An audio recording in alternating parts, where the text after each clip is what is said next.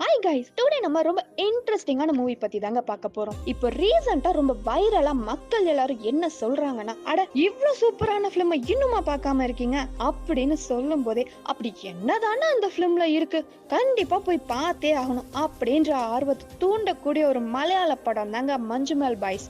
இந்த ஃபிலிமோட director mister Chidambaram. கண்டிப்பா இவரை பாராட்டே ஆகணுங்க. படம் வேற லெவல்.